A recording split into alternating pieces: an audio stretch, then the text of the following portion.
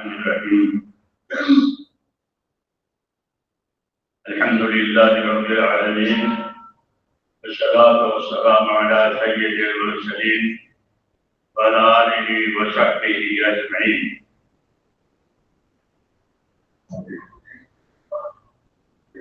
بزرگوں اور پیارے بھائیوں، ہمارے نام جناب رسول اللہ صلی اللہ علیہ وسلم کا ایک پیغام ہے. آپ پیغمبر ہیں اللہ کے، آپ کے پاس اللہ کے پیغامات آتے ہیں، وہ پیغامات آپ اللہ کے بندوں تک پہنچاتے ہیں. تو ہمارے نام بھی ایک پیغام ہے،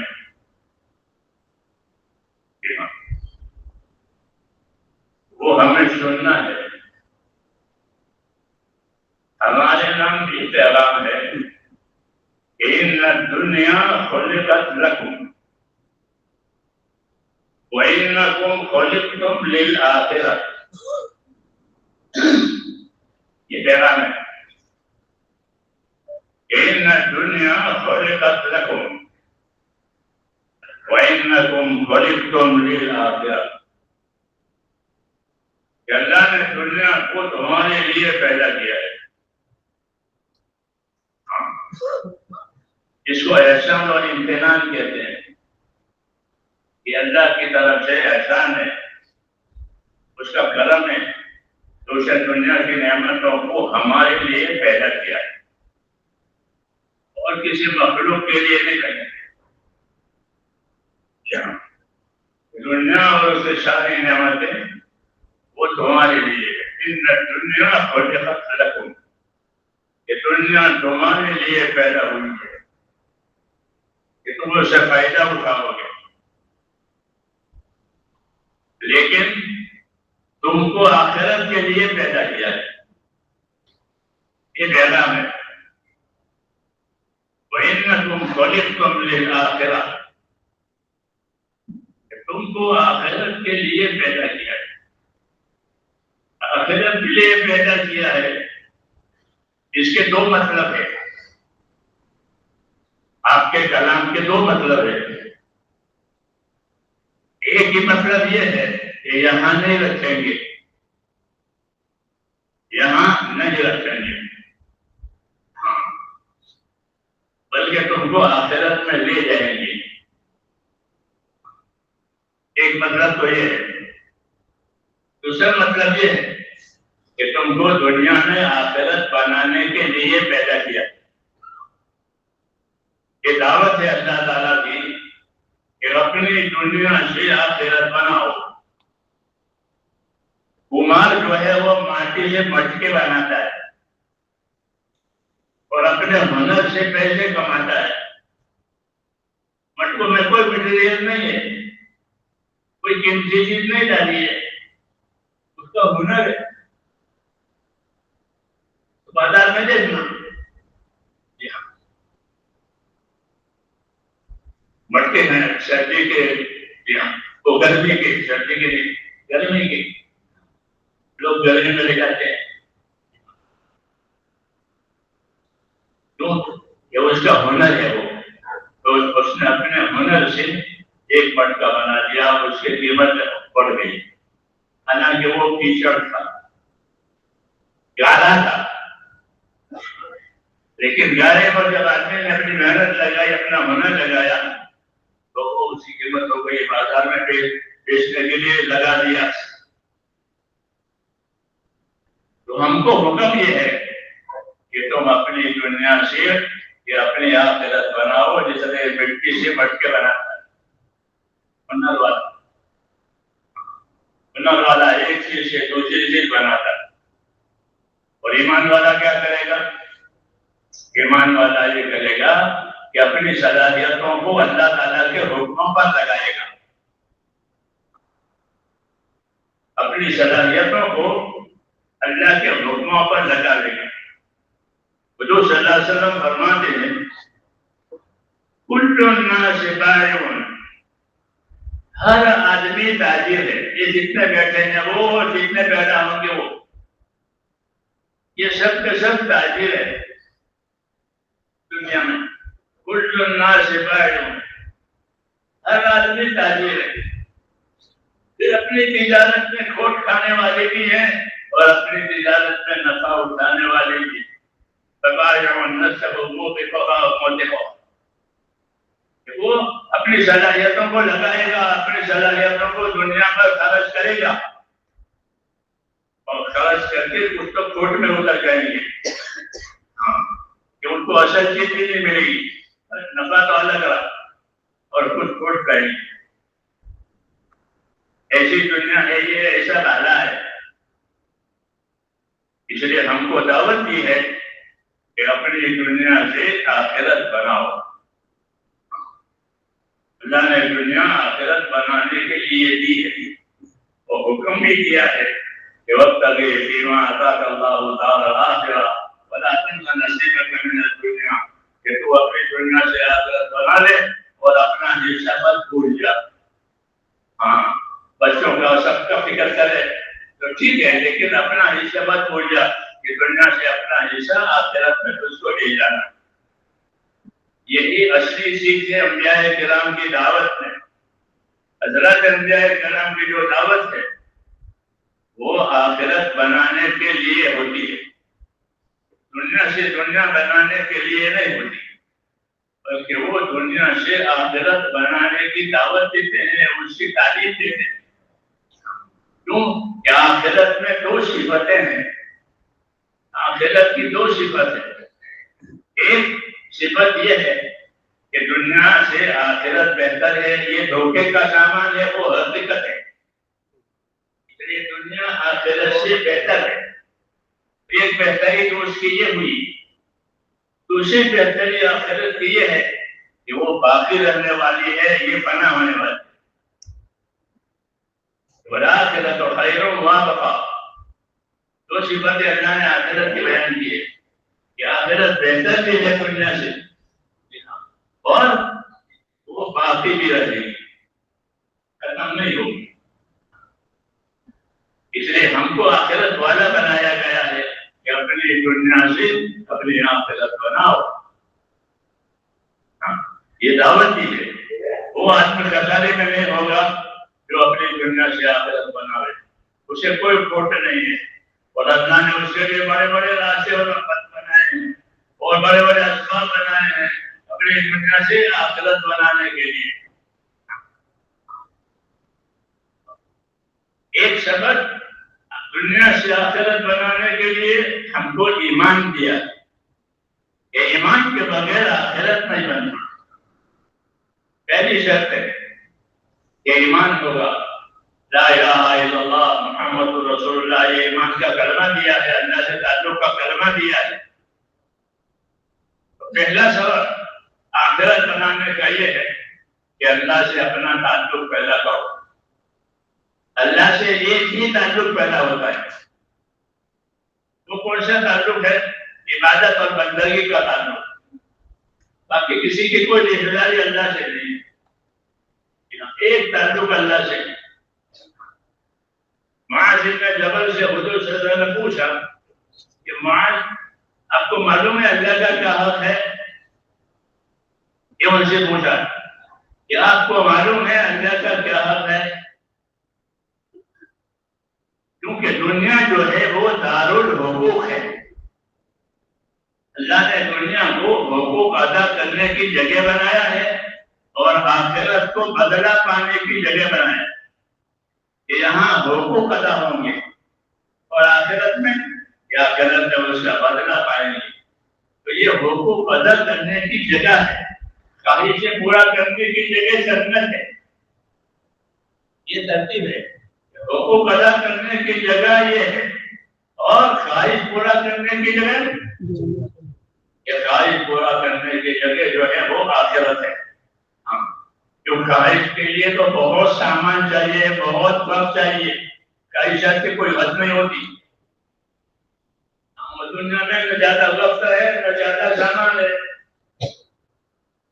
اس لیے اس کو نہیں بنایا، بلکہ آخرت کو اللہ تعالیٰ نے خواہشات کے پورا ہونے کی جگہ بتایا ہے۔ لَهُم مَا يَشَاءُونَ فِيهَا، تو وہاں ان نیک بندوں کو وہ چیزیں دی جائے گی جو یہ چاہیں گے۔ جگہ کہ وہ تو آخرت ہے، اور اللہ تعالیٰ نے دنیا کو حقوق ادا کرنے کی جگہ بنایا ہے، اور حقوق ادا کرنے کے لیے ایک تو ایمان دیا ہے، دوسرا علم اتارا ہے۔ کیا اتارا ہے؟ علم اتارا ہے۔ علم و ایمان ملا کر کے اطاعت بنانے ہے، یہ طریقہ ہے کہ علم و ایمان کے ذریعے سے اپنے اندر اطاعت بناؤ تاکہ آخرت بنے۔ نبیوں کا دنیا میں آنا وہ اطاعت سکھانے کے لیے ہوتا ہے۔ وَمَا أَرْسَلْنَا مِن رَّسُولٍ إِلَّا لِيُطَاعَ بِإِذْنِ اللَّهِ، جب کبھی ہم نے دنیا میں کوئی رسول بھیجا ہے تو وہ رسول اس لیے بھیجا گیا ہے کہ وہ رسول اللہ تعالیٰ کی رہبری سے اللہ کے بندوں کو اللہ کی اطاعت اور اس کی تابعداری سکھائے۔ تو علم و ایمان کا تقاضا ہے اطاعت کرنا۔ اللہ نے ایمان بھی اس لیے دیا ہے، اور ایمان کے بعد پھر اللہ نے علم دیا ہے، علم سیکھو، دین سیکھو، کیونکہ تم کو اطاعت کے لیے پیدا کیا ہے، اور نبوت کو اللہ تعالیٰ نے اطاعت سکھانے کے لیے جاری کی ہے دنیا میں۔ اس لیے فرمایا وَمَا أَرْسَلْنَا مِن رَّسُولٍ إِلَّا لِيُطَاعَ بِإِذْنِ اللَّهِ، کہ ہم نے رسولوں کو دنیا میں اس لیے بھیجا ہے کہ تاکہ وہ اللہ کے فرمانے سے اللہ کے بندوں میں اطاعت قائم کریں۔ اطاعت یعنی اپنی زندگی کو حکموں کے تابع بنا کر چلنا، نیت سے، عمل سے، ہر راستے سے یہ دیکھنا ہے کہ اللہ تعالیٰ کا کیا حکم ہے۔ اطاعت پیدا کرنی ہے، کتنی اطاعت پیدا کرنی ہے؟ رسول صلی اللہ علیہ وسلم نے اس کی حدیں بتائی کہ کتنی اطاعت چاہیے۔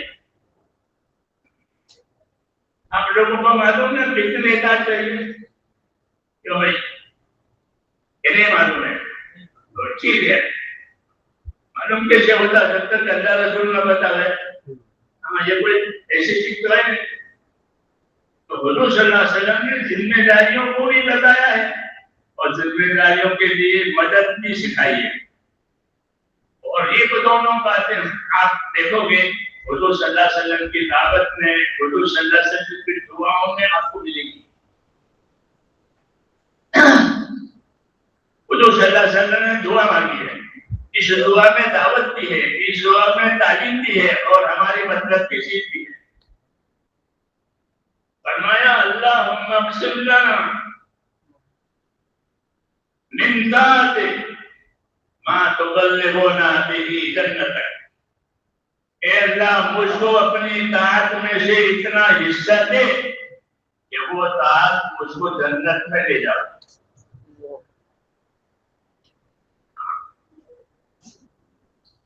تو جنت میں جانے کے لیے طاعت ضروری ہے کہ اللہ کی بات مانے، اللہ کے رسول کی بات مانے، پھر جو ذمہ دار ہیں اس کی بات مانے۔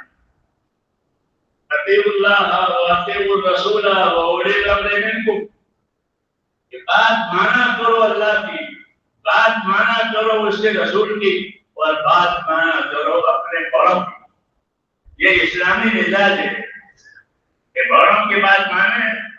جی ہاں، عبداللہ بن عباس فرماتے تھے کہ البرکۃ ما اکابرکم، کہ ہمیشہ تم کو برکت تمہارے بڑوں سے ملے گی۔ جی ہاں، یہ تو وہ زمانہ ہے جو حضرت بڑوں سے مقابلہ کرنا، اس لیے کوئی برکت نہیں ہے۔ ابن عباس یہ تعلیم دیتے تھے کہ البرکۃ ما اکابرکم، یاد رکھو تمہاری برکت کس کے ساتھ ہے؟ کہ تمہارے بڑوں کا ہوتا ہے، ہر لائن کے بڑوں ہوتے ہیں۔ ہمارے ماں باپ ہیں وہ ہمارے بڑے، ہمارے گھر کی برکت ماں باپ کی بات ماننے سے ملے گی۔ اس طرح ہر لائن کی برکت اس راستے کے بڑوں سے ماننے کی ملے گی، یہاں تک کہ یہ سلسلہ نبیوں تک پہنچ جائے گا کہ نبی بڑے ہوتے ہیں، جی ہاں، تو اب ان کی بات مانی جائے گی۔ یہ طاعت پر بات ہے کہ ہماری زندگی اور دنیا میں اطاعت اور تابعداری والا میں یہ اثر ہے۔ کیوں کہ اطاعت کی وجہ سے دو باتیں پیدا ہوگی۔ ایک بات اطاعت سے یہ پیدا ہوگی کہ رحمتیں آئے گی، اطیعوا اللہ واطیعوا الرسول لعلكم ترحمون. بات مانا کرو, اللہ رسول کی طرف سے تم کو رحم ہو جائے. ہاں, تو رحمت کے جو دروازے کھلیں گے وہ اطاعت کرنے کی وجہ سے. دعوت بھی اور تعلیم بھی اسی کی ہے کہ اپنے اندر اطاعت کا مادہ پیدا کیا جائے, اللہ کے ساتھ, رسول کے ساتھ, ذمہ دار کے ساتھ. اس سے ہوگی بات. تو کہا کہ اطاعت کرو تاکہ تم پر رحم ہو جائے. دوسرا وَإِن تُطِيعُوهُ تَهْتَدُوا, کہ اگر اطاعت کرو گے تو ہدایت پر رہو گے. اطاعت کرو گے کہ ہدایت پر رہو گے. اطاعت چھوٹ جائے گی کہ پھر ہدایت میں ہوگی. پھر ہدایت کے دروازے بند ہو جاتے ہیں. اطاعت کے بعد معصیت ہے اور گناہ ہے. اس لیے پھر وہ گناہوں میں پھر وہ گناہوں کی باتیں پڑے گی. اس لیے میں نے دوستوں ہماری زندگی کی ذمہ داری اپنے ایمان کو بنا کر اپنے اندر اطاعت پیدا کرنی ہے. اور اطاعت کے لیے دین سیکھنا ہے. اگر دین نہیں سیکھا ہے تو اطاعت نہیں ہوتی. اللہ نے رسولوں کے ذریعے سے ایمان بھی دیا ہے اور رسولوں کے ذریعے سے علم بھی ہوتا ہے. یہ بڑی سوغات ہے. یہ بڑی سوغات ہے. علم جو آتا ہے وہ نبیوں کے ذریعے سے آتا ہے, وہی صحیح علم. اسی پر فیصلے ہوں گے, اسی پر نجات ہوگی, اسی پر رہبری ہوگی. اس لیے نبیوں کی دعوت جس طرح دعوت ہوتی ہے ایسے اس کے اندر تعلیم بھی ہوتی ہے. یعنی زندگی کی ذمہ داریاں سمجھائی جاتی ہیں کہ زندگی کی کیا ذمہ داری ہے. تبلیغ کے معنی نفر سفر صرف نہیں ہے, نفر سفر بھی ہے, لیکن نفر سفر کے ساتھ یہ ہے کہ زندگی کی ذمہ داریوں کو سمجھنا ہے کہ ہماری زندگی کی کیا ذمہ داری ہے. تو میرے بھائیوں, ہماری زندگی کی ایک ذمہ داری یہ ہے کہ اپنے آپ کو اپنے دین کا پابند کریں. یہ پہلی ذمہ داری. اس کو شریعت میں استقامت کہتے ہیں. اس کو شریعت میں استقامت کہتے ہیں کہ اپنے اندر اپنے آپ کو اپنے دین کا پابند کرو. یہ حکم نبی کو بھی ہے اور یہ حکم امت کو بھی کہ اپنے آپ کو اپنے دین کا پابند کرو. فاستقم كما أمرت ومن تاب معك أي ومن آمن معك. اے نبی, آپ کے پاس جو چیز آئی ہے آپ اپنے آپ کو اس کا پابند کریں. بڑی بات ہے. نبی کو پابندی کا حکم دیا جا رہا ہے تو ہے اس کام کے لیے فاستقم كما أمرت. جو آپ کو حکم دیا ہے آپ اپنے آپ کو اس کا پابند کریں. تو پہلی ذمہ داری میرے دوستوں دین قبول کرنے کی وجہ سے جو ہمارے اوپر آئی ہے کہ وہ اب ہم اپنے آپ کو پابند کریں. پابندی انفرادی زندگی میں نظر آئے گی. اجتماعی میں تو سب بزرگ ہیں, سب تبلیغ والے ہیں, سب حاضر ہیں. ہاں, اجتماعی میں تو ہوگا یہ سب ذمہ دار رہنے. ہاں, یہ سب حاجی ہیں, حاجی ہیں. جی ہاں, اس لیے دیکھا جائے گا کہ انفرادی زندگی میں کتنا دین ہے. اس کی مثال بازار ہے. دیکھو بازار میں سب کماتے ہیں. مزدور مزدوری بھی کرتا ہے, اس کے بعد کمائی نہیں ہوتی. وہ تاجروں کے کام میں مزدوری کرتا ہے. مزدور مزدوری کرتا ہے, تاجر تجارت کرتا ہے. لیکن انفرادی طور پر ہر آدمی دیکھتا ہے بازار میں کہ میں نے کتنا کمایا.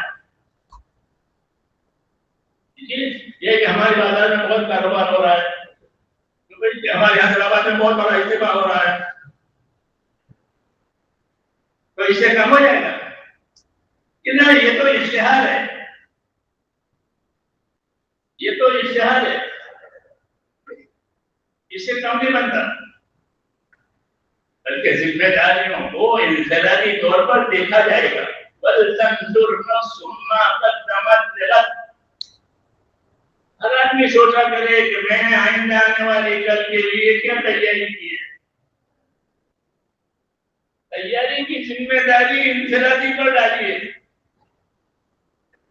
کہ ان کی انفرادی زندگیوں میں کتنا دین ہے. ہاں، اور اس کو جانچنے کے لیے ایک جگہ ہے. انفرادی زندگی کو جانچنے کے لیے ایک جگہ ہے. وہ جگہ کہلاتی ہے قبر.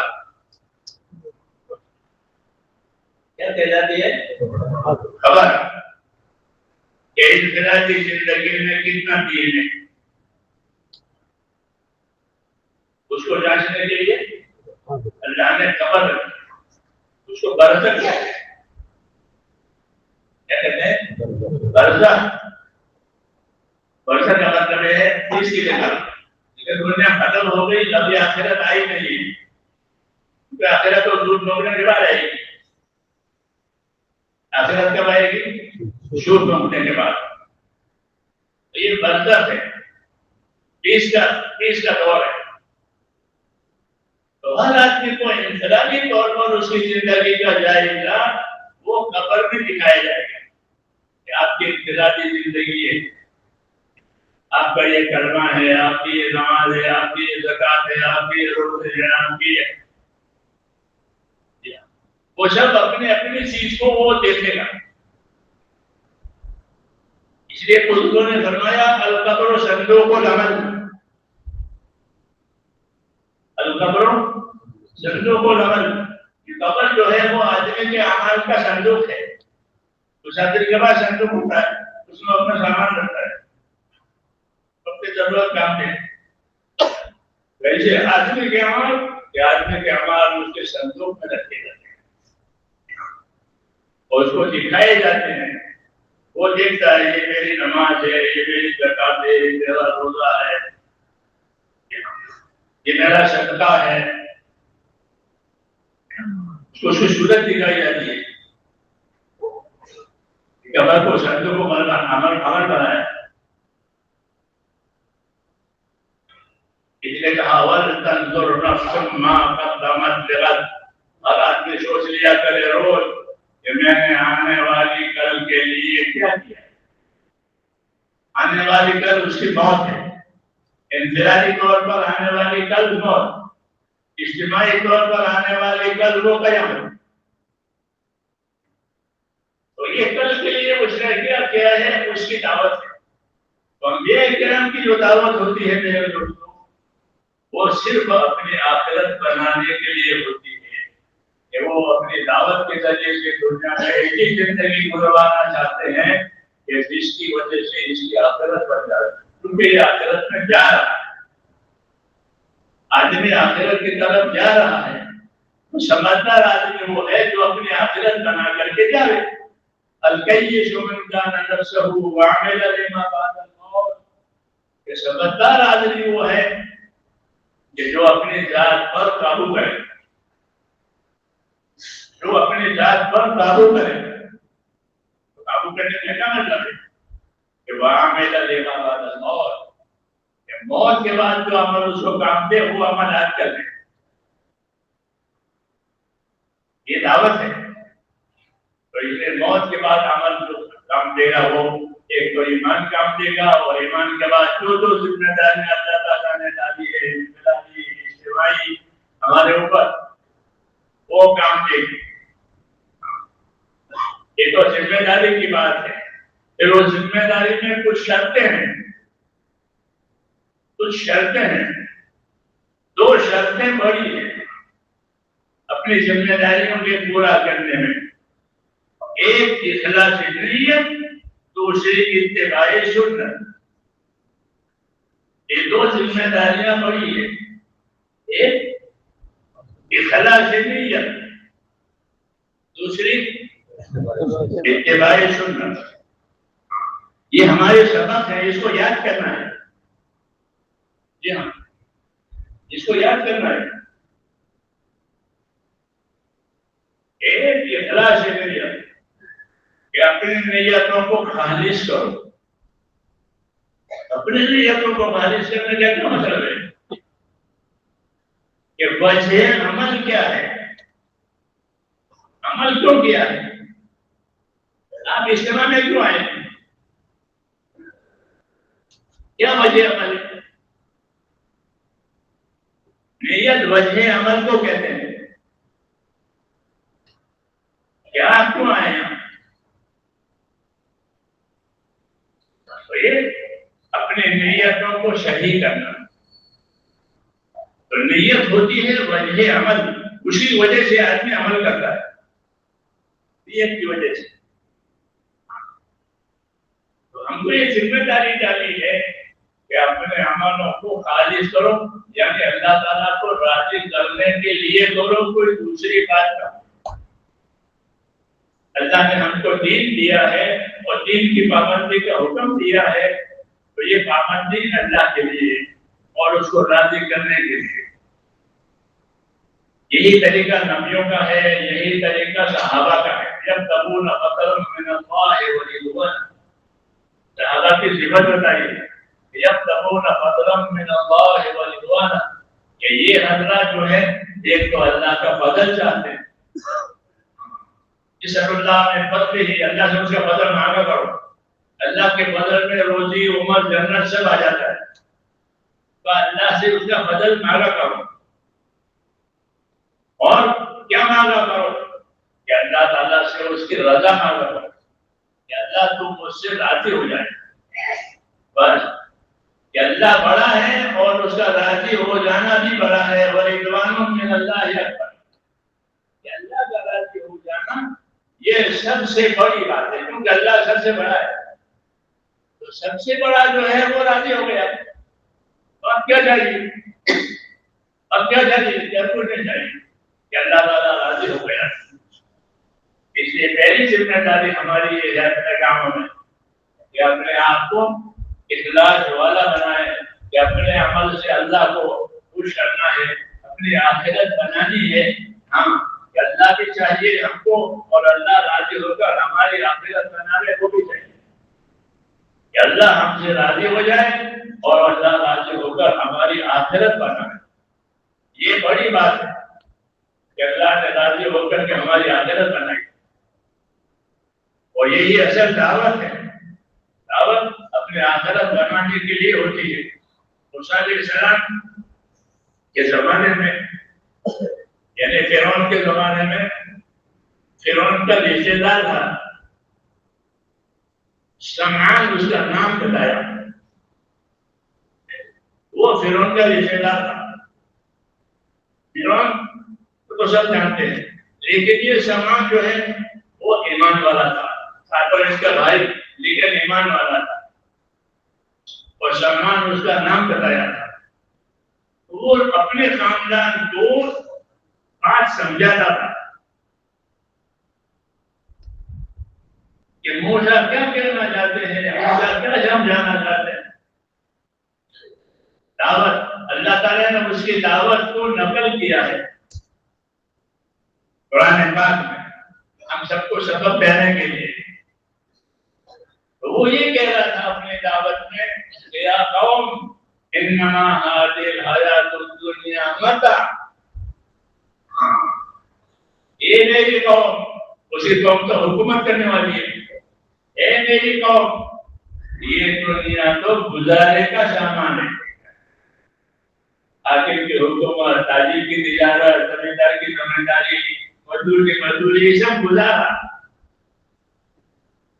جب دعوت کھل جائے گی تو دنیا گزارے کسی سمجھ رہے گی، اور دعوت نہیں کھلے گی تو دنیا بہت چھوڑی ہے، مجھے وہی چاہیے. یہ دعوت میں ایک نور ہوتا ہے جس کی وجہ سے دنیا کی حقارت سامنے آتی ہے. تو وہ کہہ رہا ہے اپنی قوم سے، ہر دوسری قوم کا حکمران ہے، یا قوم انما هذه الحیات الدنیا متاع. اے میری قوم، یہ تو گزارے کی جگہ ہے، گزر بسر کرنے کا شان ہے، یا سامان ہے. وَإِنَّ الْآخِرَةَ هِيَ دَارُ الْقَرَارِ. آخرت کیا ہے؟ کہ وہاں جم کر کے رہنے کی جگہ ہے. کسی رہنے کی جگہ جم کر کے رہو گے، کوئی نہیں نکالے گا. اور نہ یہ نکالنا چاہیے، اور یہ خود نکالنا بھی نہیں چاہیے. جس کی آخرت کامیاب ہو جائے گی وہ دنیا کی طرف آنے کو نہیں چاہے گا. روایتوں میں کہتا جنتی سے پوچھا کہ تم کو تمہارے گھر دیکھ دوں، ابھی تم کو گھر دیکھ دوں تو ہاں کیا ہم کو گھر دیکھ دو، مشورے سے جان کے تیار ہو گیا، مشورے کو پل بنائیں گے گھر جانے کے لیے. لیکن جنتی سے اللہ کہیں گے کہ جنت کے گھر جاؤ گے،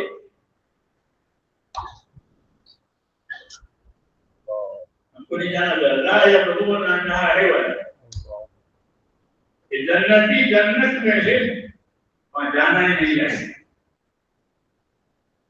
لیکن ایک بات ہے،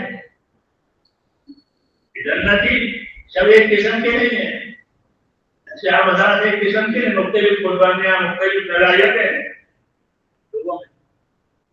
تو جنتی جیسے عام جنتی کو جنت میں سے جنت جانا نہیں چاہیے الا شہید. شہید کا ہی ہمیں تیار ہو جانے کے لیے.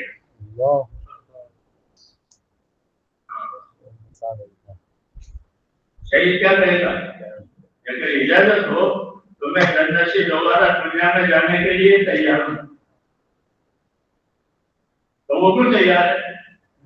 اور بچوں سمجھنے کے کہ نہیں دوبارہ شہید ہو کر آنے کے لیے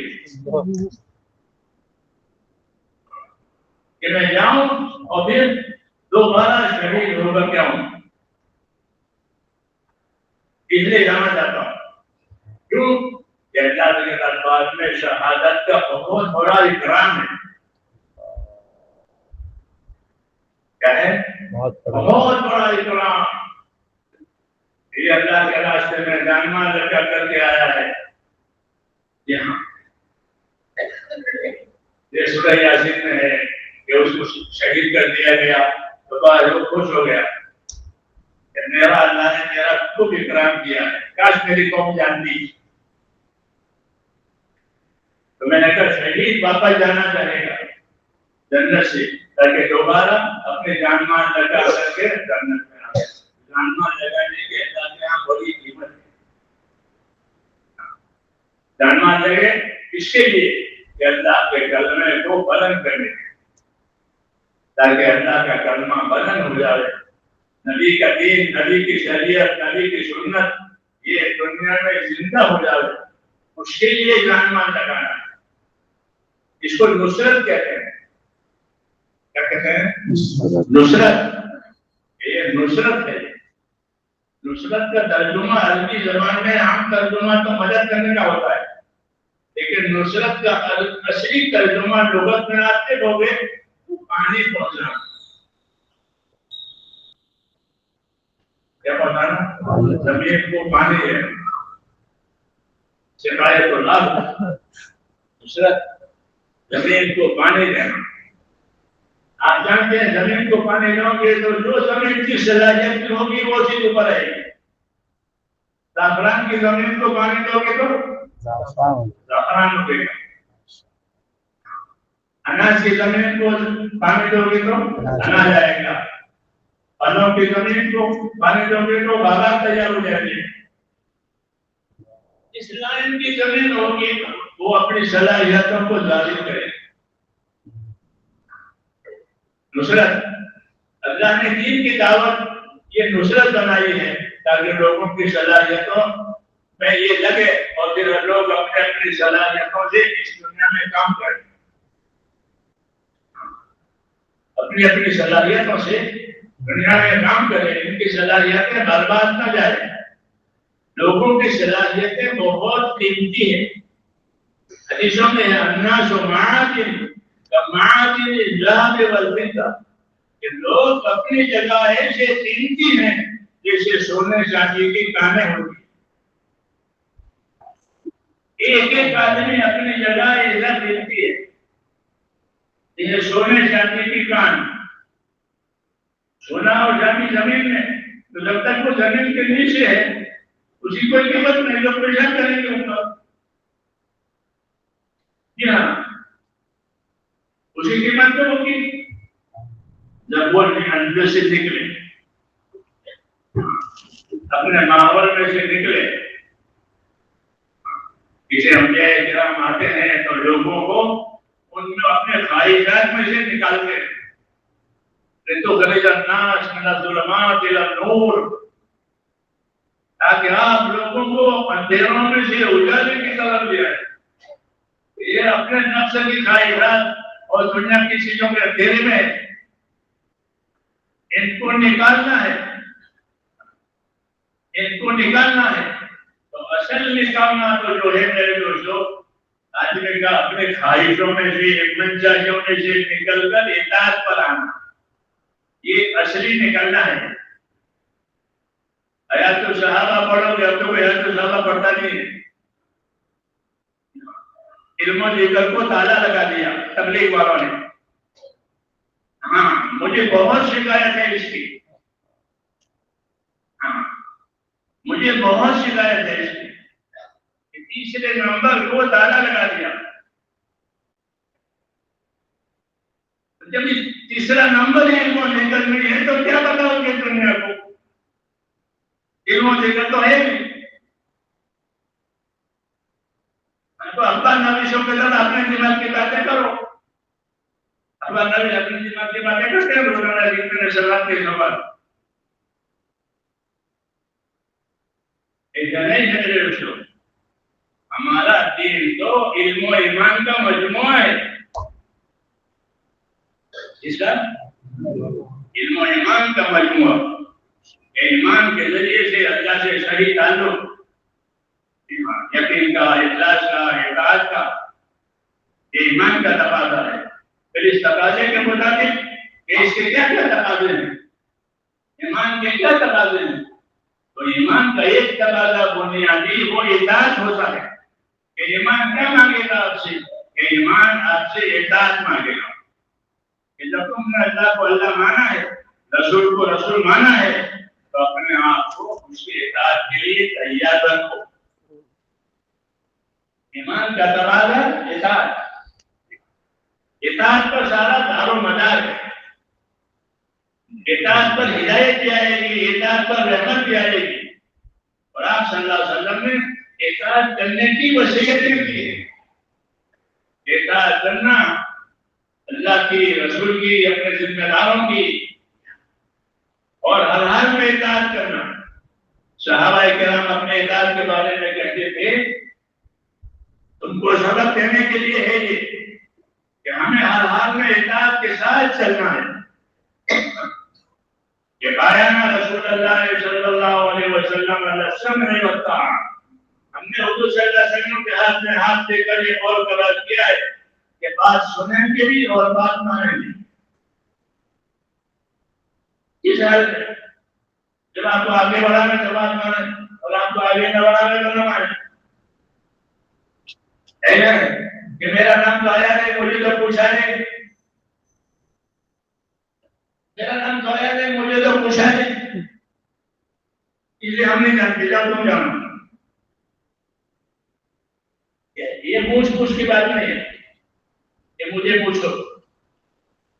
کوئی مجھے پوچھے نہ پوچھے، کوئی مجھے آگے بڑھا لے نہ بڑھا لے، ہمیں تو بات ماننی ہے اور بات لے کر کے چلنا ہے. اسے وہ کہتے تھے کہ اپنے حضور صلی اللہ علیہ وسلم کے ہاتھ میں ہاتھ دے کر یہ قول قرار کیا ہے کہ آپ کی بات مانیں، سنیں گے اور مانیں گے. کب مانو گے؟ کہ جی چاہے گا تو مانیں گے. تو بات بھی آئی اسے بھی چاہ رہا ہے تو مانتے ہیں. جی چاہ رہا تھا بات بھی آ گئی، اور بات ایسی آئی کہ جی نہیں چاہ رہا، اور ذمہ داری آ رہی کہ آپ کو یہ کام کرنا ہے اور جی نہیں چاہ رہا ہے، تو کیا کرنا؟ ادھر کرنا. ادھر کرنا کہتے ہیں ادھر نہیں کریں گے، یہ ان کو کر دیں گے. اور بنا کے ادھر کرو گے تو بنا کے ادھر کرو گے تو اللہ بنا کے ادھروں میں پھنسا دے گا. چیزوں میں ایک کام آیا اور بنا کے ادھر کیا کہ میں ایک کرتے ٹھیک نہیں ہے تو طبیعت خراب ہو جائے گی.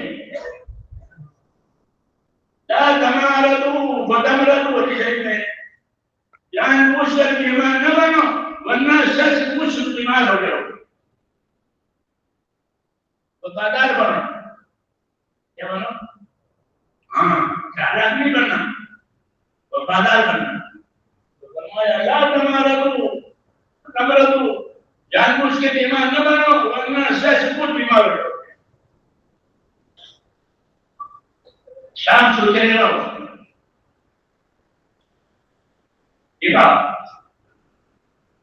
اسے کہا تھا ہم نے آپ کے ہاتھ میں ہاتھ لے کر یہ بات یہ قول قرار کیا ہے کہ آپ کی بات سنیں گے، آپ کی بات مانیں گے. جی چاہے گا تو اور جی نہیں جائے گا. ہم کو آگے بڑھائیں گے تو نہیں آگے بڑھائیں گے تو. ہم کو بات ماننی ہے اللہ کی، کیونکہ بات اللہ کی ہے. اس کو اخلاص کہتے ہیں. کیا کہتے ہیں؟ کہ آدمی میں اخلاص آیا ہے کہ جتنا اخلاص جتنے کا جتنا اخلاص جتنے کا، اور جتنا بھی اپنے آپ کو اس کام میں چلائے گا پسائے گا کہ اللہ اس کے اندر اتنا اخلاص پیدا کرے. اور اخلاص آ گیا کہ تھوڑا نہیں کافی ہے. اخلیص دین یکفی کا عمل القلیل، اپنے دین میں اخلاص پیدا کر تھوڑا عمل بھی کافی ہو جائے گا. اس لیے مخلصین کی صحبت میں رہنا ہے، مخلصین کو ساتھ دینا ہے، اس سے اخلاص آتا ہے. دوسرا اپنے اعمال کے بارے میں نظر کرنی ہے کہ میرے عمل کی کیا کیا قیمت ہے، مجھے اللہ کیا کیا دینے والا ہے، کیا کیا فضائل ہیں. فضائل پر نظر ہوگی تو بھی اخلاص آئے گا. فضیلت حاصل کرنے کے لیے عمل کرنا ہے تو فضیلت کو حاصل کرنے والا کو ملے، کیونکہ اللہ نے یہ فضیلت بیان نہیں کی ہے اس لیے تاکہ اس کے شوق میں کام کرے.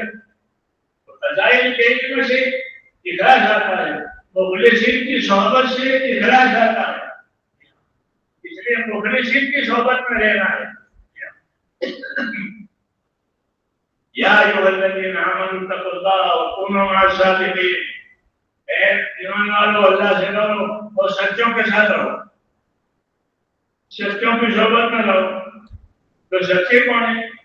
کہ سچے پہلے طبقے میں مہاجرین اور انصار ہیں. سچے کون ہیں؟ مہاجرین. یہ لوگ سچے. اللہ نے مہاجرین کو سچا کہا ہے اور مہاجرین کے ساتھ ساتھ انصار کو سچا کہا ہے. انما المؤمنون الذين آمنوا بالله ورسوله ثم لم يرتابوا وجاهدوا بأموالهم وأنفسهم في سبيل الله أولئك هم الصادقون. مہاجرین کو اور انصار کو اللہ نے سچا کہا. اس لیے صحیح چیز ان کی زندگیوں میں سے ملے گی. صحابہ کرام کی جو زندگی ہے اس کو دیکھنا ہے، اس کو پڑھنا ہے، اس کو امت میں لانا ہے. کہ صحابہ کی جو زندگی ہے میرے بھائیوں وہ حضور صلی اللہ علیہ وسلم کی زندگی کی تفسیر ہے. کہ آپ کی زندگی کیسی تھی؟ کیونکہ آپ کی زندگی دیکھنی ہو تو صحابہ کی زندگی دیکھو، اور آپ کی زندگی دیکھو گے تو پھر قرآن کیا کہتا ہے وہ آپ کی زندگی میں. قرآن کیا کرانا چاہتا ہے، کیا کہنا چاہتا ہے وہ آپ کی زندگی میں، اور آپ کی زندگی سے صحابہ کی زندگی میں آیا ہے. اصل قرآن ہے، اللہ کی رسی ہے قرآن. اس کا ایک سرا اللہ کے ہاتھ میں ہے، دوسرا سرا ہمارے ہاتھ میں. ہم کو اللہ نے ہدایت دی ہے، ایک سرا ہمارے ہاتھ میں ہے اور ایک سرا اللہ کے ہاتھ میں. تو اللہ نے اس کو نازل کیا ہے. نازل کرنا اللہ کے دل میں تھا. جب یہ نازل ہو جائے تو اس سے بیان کرنا یہ رسول کے ذمہ تھا. قرآن کیا کہنا چاہتا ہے اور کیا مطلب ہے اس آیت کا، کیا مفہوم ہے اس کا، اس کو تبیین کہتے ہیں. تنزیل اللہ کی طرف سے، اتارنا اللہ کی طرف سے. جب اترا تو تبیین اس کا بیان کرنا رسول کے ذمہ. اور اس بیان کی ہوئی چیزوں کو صحابہ نے لیا، اور صحابہ کو ذمہ دار بنایا گیا کہ کو ہماری بات پہنچی ہے وہ دوسروں کو یہ بات پہنچاؤ. اس طرح ہمارا سلسلہ اللہ تک پہنچ جاتا ہے, اللہ تعالیٰ تک پہنچ جاتا ہے, اللہ کی کتاب تک پہنچ جاتا ہے. اور یہی اصل ہے کہ اپنی زندگیوں کو اللہ اور رسول اور صحابہ کرام کی طرف پر اپنے زندگیوں کو لانا, یہ اس کام کی غرض ہے. اس لیے نفل سفر بھی ٹھیک ہے, وہ محمد اور بیکار بات نہیں ہے. نفل ہے, سفر ہے کہ اس سے اجتماعیت پیدا ہوتی ہے. نفل سفر سے اجتماعیت پیدا ہوتی ہے. آپ وہاں جاؤ گے, وہ وہاں سے آئیں گے, تو آپ کے اندر اجتماعیت پیدا ہوگی. اور اجتماعیت پیدا کرنا اس لیے ضروری ہے کہ سب کی زندگی کا ایک ہی مقصد ہوتا ہے. سب کی زندگی کا ایک ہی مقصد کہ اللہ کا کلمہ ختم ہو جائے, اللہ کی باتیں رسول کی سنت دنیا میں زندگیوں میں آ جائے, یہ مقصد ہے. اس کے لیے ایک دوسرے سے ملنا ملانا, نقل و حرکت یہ قرار دیا ہے. تو نقل و حرکت میں اجتماعیت بھی ہے, اور نقل و حرکت میں بابا مولانا الیاس استحکام بھی ہے کہ یہ جتنے دور جائیں گے اتنے ہی اپنے مقصد میں پکے ہو جائیں گے. ہاں, دور دور بھیجتے تھے لوگوں کو کہ دور دور کیوں بھیج رہے ہو, یہاں ضرورت ہے, یہاں لوگ کہتے ہیں کہ ہم تو دور بھیجتے ہیں اپنے ساتھیوں کو پکا بنانے کے لیے. استحکام پکا بنانے کے لیے دور سے دور جانا, تاکہ ہم اپنے کام میں, اپنے مقصد میں, اپنی آخرت بنانے میں پکے ہوں. دنیا کے حالات ہم کو متاثر نہ کریں. اپنے عمل میں پکا بھی ہونا ہے, اور اپنے عمل کو رسول صلی اللہ علیہ وسلم کے طریقوں پر بھی لانا ہے. وہ اصل ہے, اسی کو علم و ذکر کہتے ہیں. یہ ہماری بنیاد ہے کہ ہماری دعوت علم و ذکر پر ہے. علم سے مراد حضور صلی اللہ علیہ وسلم کو جو چیزیں دی گئی وہ, اور ذکر سے مراد اس کا اپنے آپ کو پابند کرنا. ذاکر موتی ہوتا ہے اور موتی ذاکر ہوتا ہے. اس لیے اپنے اندر اطاعت پیدا کی گئی, تو وہ اطاعت کرنے والا صحیح معنی میں ذاکر ہے. جس کے اندر اطاعت نہیں ہے وہ ذاکر نہیں. اپنے اندر اطاعت پیدا کرے کہ کل لوگ ہوتے ہیں ذاکر. علماء نے کہا کہ ہر آدمی جو اللہ کی اطاعت میں ہے وہ اللہ کے ذکر میں. ایک ذکر تو مشہور ہے, تسبیح تلاوت تو ہے, وہ تو عام ہے, لیکن جو آپ کے اللہ کی اطاعت میں ہے, اس کے تقاضوں پر اپنی زندگی چلا رہا ہے, تو وہ اللہ کا ذاکر ہے. وہ اللہ کا ذاکر ہے. اسے ہماری زندگی علم و ذکر پر ہے کہ اللہ نے کیا حکم دیا ہے اور حکم کو پورا کرنے کے کیا طریقے ہیں, اور یہ طریقے اور حکم زندگی کے ہر حال پر ہے. عبادات ہو تو عبادات میں, کمانا ہو تو کمانے میں, پہننا اوڑھنا, ہر چیز میں, کہ ہر چیز میں علم و ذکر کے ساتھ. اس میں یہ اللہ کا حکم ہے اور یہ اللہ کا طریقہ. جب یہ بات ہو جائے گی تو پھر یہ پوری زندگی دینی بن جائے گی. یہ پوری زندگی دینی بنے گی. جیسے اوپر دین آئے گا, یہ دلوں کا رجوع اللہ کی طرف جائے گا. اس کو عنابت کہتے ہیں.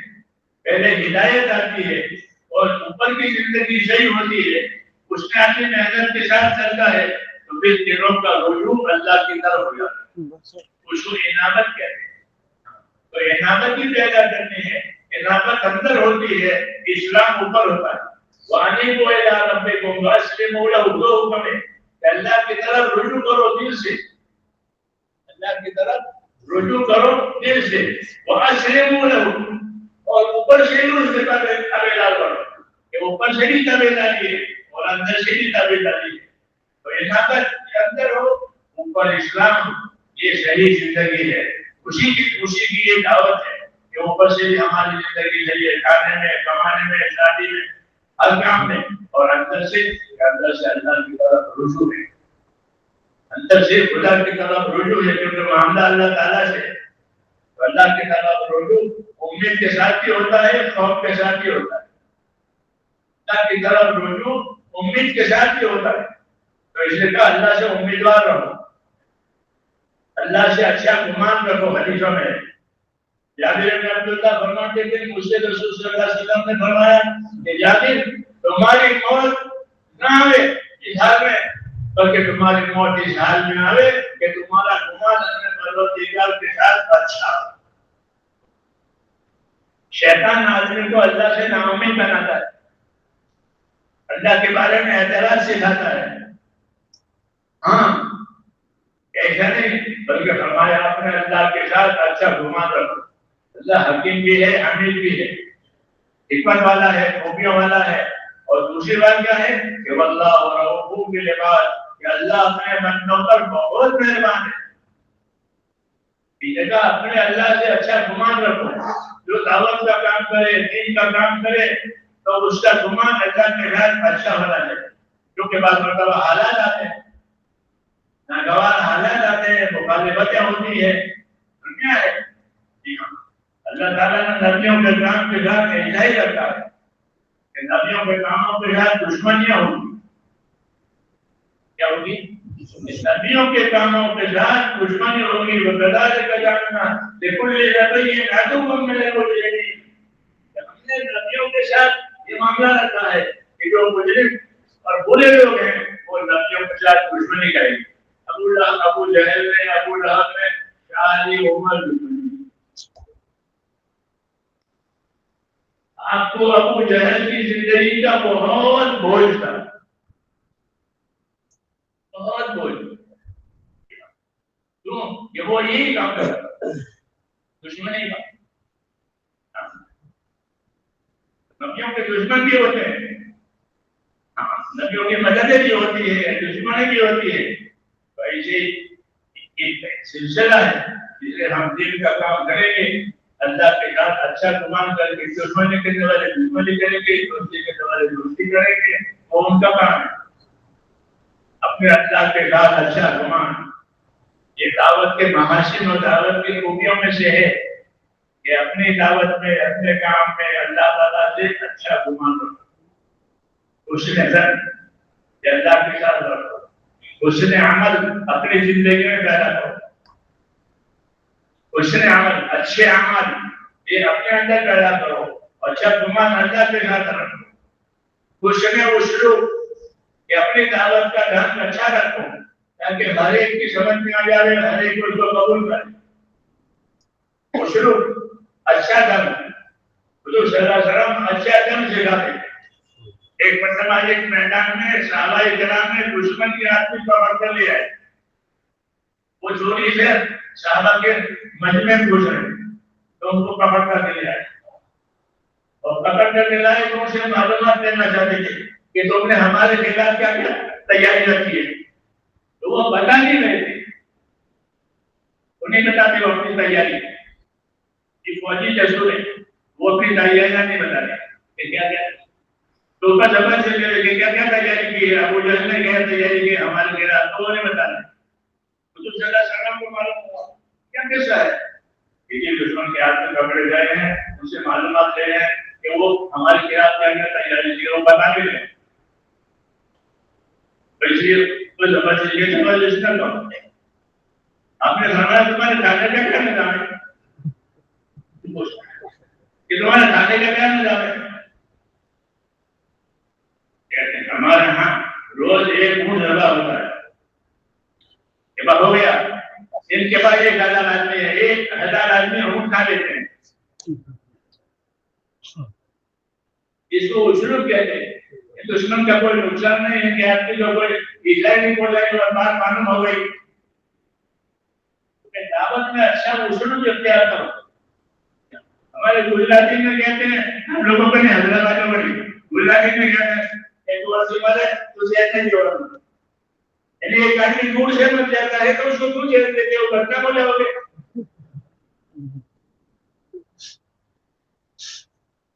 یہ مثال اسلوب کی، یہ آدمی دور سے مان جاتا ہے تو پھر اس کو زہر دے کر کیوں مروانا، زہر دے کر کیوں مروانا، تو دور سے مان جائے گا۔ یعنی نرم اسلوب سے اور اچھے اسلوب سے ہماری بات لوگوں کی سمجھ میں آتی ہے، تو کیا وجہ ہے کہ ہم اپنے اسلوب کو، اپنے انداز کو اچھا نہ بنائیں، اپنی بات صاف ستھری ہونی چاہیے کہ کوئی بھی سنے، کوئی بھی سنے، معافی سنے۔ اس لیے بہت سے کان سنتے ہیں بہت سی آنکھیں دیکھتی ہیں آپ کو. ہاں یہ یاد رکھنا, بہت سے کان آپ کی باتیں سنتے ہیں, بہت سی آنکھیں آپ کو دیکھتی ہے. اس لیے اپنے آپ کو بھی سنبھالو, اپنی چیز کو بھی سنبھالو, اپنے آپ کو سنبھالو اور اپنی چیز کو بھی یہ سنبھالو.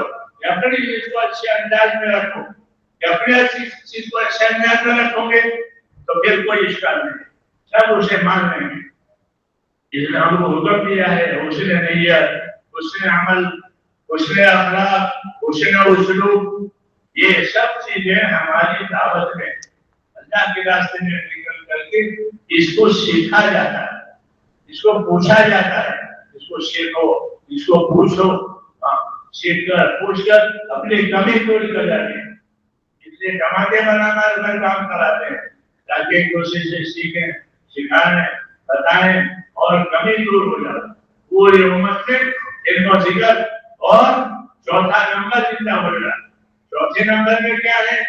چوتھے نمبر میں انصاف کیا ہے کہ دنیا میں انصاف سے رہو. امر تو بعدل بینکم, حضور صلی اللہ علیہ وسلم نے اپنے بارے میں اعلان کیا ہے کہ امر تو بعدل بینکم, مجھے حکم ہے کہ تمہارے درمیان میں انصاف قائم کرو. انصاف ہر وقت فرض ہے اور ظلم ہر وقت حرام ہے. انصاف ہر وقت فرض ہے, انصاف سے رہو. جو اپنے لیے پسند کرو وہ دوسروں کے لیے پسند کرو, جو اپنے لیے نہ پسند کرو وہ دوسروں کے لیے نہ پسند. اس کو انصاف کہتے ہیں. اسے کیا کہتے ہیں؟ انصاف. جو اپنے لیے پسند کرو وہ دوسروں کے لیے, جو اپنے نہ پسند دوسروں کا. ایک پلے میں تو ایک پلے میں. امید جو لے آ دے رہا ہے, مجھے حکم ہے کہ تمہارے درمیان میں انصاف قائم کرو. حضور صلی اللہ علیہ وسلم انصاف کے لیے پابند ہیں. انصاف سے رہو دنیا والوں کے ساتھ, اپنے والوں کے ساتھ, تاکہ حقدار کو حق مل جائے. حقدار کو اس کا حق مل جائے. دنیا حقوق کی جگہ ہے کہ حقوق کی پائمانی سے فساد ہوتا ہے. حقوق کی پائمانی سے فساد ہوتا ہے اور حقوق کی ادائیگی سے تعلقات پیدا ہوتے ہیں. حقوق کی ادائیگی سے آپس کے تعلقات صحیح ہوتے ہیں. آپس کے تعلقات صحیح ہوں گے, دعوت چلے گی, تبلیغ چلے گی, تو تعلقات خراب ہے تو کیا کرے. اسے حکم دیا ہے کہ انصاف سے رہو, احسان سے رہو. انصاف بھی کرو, احسان بھی کرو. انصاف برابر توڑ کے دے یہ انصاف, جھکتا دے یہ احسان. تو آپ ہدایت دیتے تھے کہ توڑ کے دے, جھکتا دے. توڑ کے دینا انصاف, جھکتا دینا احسان. ان اللہ یامر بالعدل والاحسان, اللہ حکم دے گا آپ کو انصاف کرنے کا, احسان کرنے کا. کہ توڑ کے دے اور جھک کے دے. توڑ کے دینا احسان, انصاف ایسے بھی ہے. اور جھکتا دینا, یہ جھکتا دینا اوپر احسان کیا کہ احسان محبت پیدا کرے گا. کیا پیدا کرے گا؟ کہ احسان سے محبت پیدا ہوتی ہے, اور محبت سے سارے دروازے کھل جاتے ہیں. محبت سے, ہاں محبت میں بہت پاور ہے. اتنا پاور کسی میں بھی نہیں. موسیٰ علیہ السلام کو فرعون کے حوالے کیا اور اللہ نے اوپر محبت ڈالی.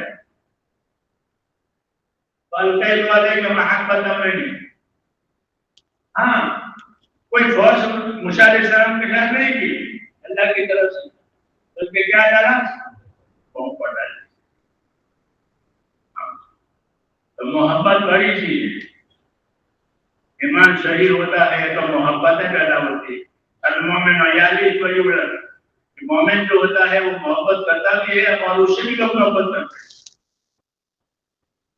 مومن کچھ ایسا ہوتا ہے اپنے ایمان میں کہ وہ لوگوں سے محبت کرتا ہے, لوگ اسے محبت کرتے ہیں. المومن یعلی فیولد, کہ مومن محبت بھی کرتا ہے اور لوگ بھی اسے محبت کرتے ہیں. محبت کی وجہ سے سارے مسئلے حل ہو جاتے ہیں. ہاں جب ایمان ہوگا, اعمال ہوں گے تو اللہ تعالیٰ محبت ڈالے گا. ان الذين امنوا وعملوا الصالحات سيجعل لهم الرحمن ودا. لوگ ایمان لائیں گے, نیک عمل کریں گے تو اللہ ان کے درمیان میں محبت ڈالے گا. سارے مسئلے آسان ہو جائے گا. اس لیے میرے بھائیوں اللہ تعالیٰ سے اس کام کو مانگنا ہے کہ اللہ ہمیں اس کام یہ کام بھی نصیب کرے اور اس کی صحیح سمجھ بھی ہم کو اور اپنی طرف سے کوشش کریں کہ اس کا حق ہماری طرف سے ادا ہو. جو ذمہ داری اللہ نے ہم پر ڈالی ہے اس کا حق ادا ہو جائے. اس کے لیے دعائیں بھی مانگیں, اپنی باتوں کو زندہ رکھیں, اپنی باتوں کو زندہ رکھیں. کیا مطلب ہے؟ کیا مطلب ہے؟ راتوں کو یاد کر کے عبادت کرو. علیکم بقیام اللیل فإنہ داب الصالحین من قبلکم. کہ اپنا رات کا جاگنا, اپنا رات کا اٹھنا ضروری سمجھو. ضروری کیا نہیں ہے, ضروری تو 5 نمازیں ہیں. رات کا اٹھنا ضروری کیا نہیں, مگر تم اپنے اوپر ضروری سمجھ لوں گا. سمجھ نہیں لگا کہ اپنے رات کے جاگنے کو ضروری سمجھو. کیوں؟ فإنہ داب الصالحین من قبلکم, کہ تم سے پہلے زمانے کے نیک بندے تھے, ان کا یہی طریقہ تھا. انہوں نے اللہ سے برکتیں لی, انہوں نے اللہ سے مددیں لی. تو وہی طریقہ ہمیں اختیار کرنا ہے, خالی پھرنا نہیں ہے. کہ پھرنا بھی ہے اور اللہ سے تعلق پیدا کرنا ہے. کیا پیدا کرنا؟ اللہ سے تعلق پیدا کرو. ہاں, کہ اللہ کے ہاتھ میں سب کچھ ہے. اللہ کے ہاتھ میں سب کچھ ہے, پھر اللہ میں کچھ ہے. تو اللہ سے تعلق پیدا کرنے کے یہ راستے ہیں کہ بندوں میں بھی محنت کرو, اپنی ذات پر بھی محنت کر کے اپنا تعلق اللہ تعالیٰ سے پیدا کرو. کہ ضرورت پڑے تو اللہ تعالیٰ سے اپنی بات بنواؤ. ویڈیو اللہ سے اپنی منواؤ. مطلب جو ہاتھ دے دے کے تم کیا کرو گے, اللہ سے کرواؤ. تم کیا کرو گے, اللہ سے کرواؤ. ہاں, کہ اللہ کے سامنے آ جاؤ کہ میرے مولا یہ تو کر دے, ہمارے پاس طاقت نہیں ہے, ہم کمزور ہیں, تو یہ مولا یہ کر دے. اللہ سے کراؤ.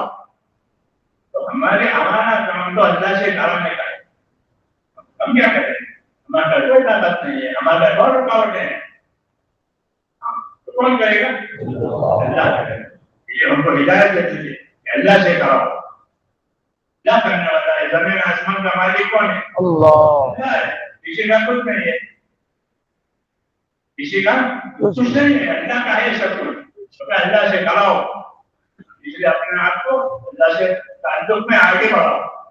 ہمارا تعلق اللہ تعالیٰ جو دل کوئی بات نہیں. پھر اگر کوئی ہمارے جان بھی لے اور ہم اللہ کے تعلق میں مارے گئے ہیں تو کامیاب ہو گئے. وَلَئِن قُتِلْتُمْ فِي سَبِيلِ اللَّهِ أَوْ مُتُّمْ لَمَغْفِرَةٌ مِّنَ اللَّهِ وَرَحْمَةٌ خَيْرٌ مِّمَّا يَجْمَعُونَ. کہ تم اللہ کے راستے میں مر گئے یا اللہ کے راستے میں مارے گئے, دونوں باتیں. کہ تم اللہ کے راستے میں مر گئے یا اللہ کے راستے میں مارے گئے, دونوں صورتوں میں جو مایا دولت تم نے دنیا کی جمع کی ہے اس شخص سے تمہارا یہ مرنا اور مر جانا ہے.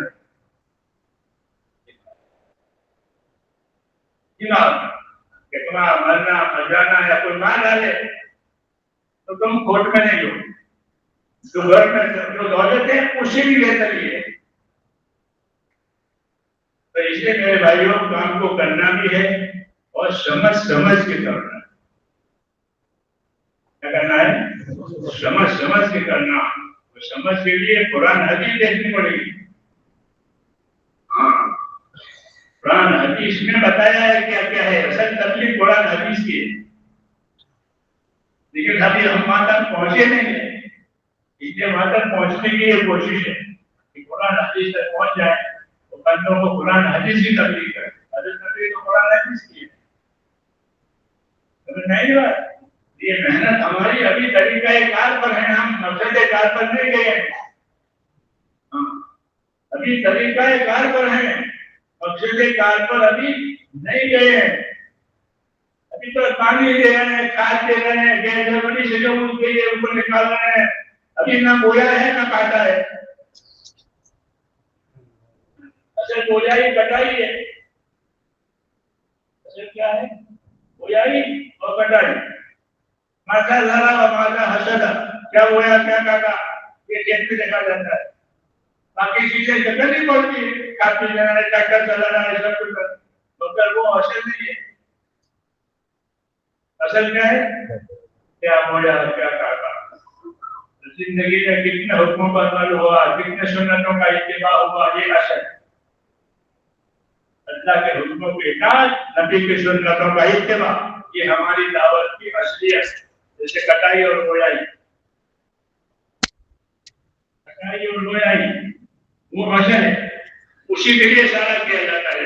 ٹریکٹر بھی چلائے گا، کھاد پیے گا، پانی بھی دے گا، مگر وہ اصل نہیں ہے. مگر کرنا پڑے گا، کرنا پڑے گا، کیونکہ وہ طریقہ کار ہے. طریقہ کار انکام بھی کریں گے، گیس بھی کریں گے، گویا بھی کریں گے، صبر بھی کریں گے، مگر یہ طریقہ کار ہے تو وہ تو کرنا پڑے گا. مقصد کار کے لیے، مقصد کار کے لیے یہ کرنا پڑے گا، وہ بھی دین بن جائے گا. جہاں طریقہ کار تو اصل تو ہے میرے دوستوں کہ اللہ کے حکم اور نبی کے طریقے یہ زندگی بنا رہے ہیں، اس کے لیے تو کرو گے انشاءاللہ. اس کے لیے اس کام کو سمجھ کر پوچھ کر کرنے کی ضرورت ہے. مجھے بھی توفیق حاصل.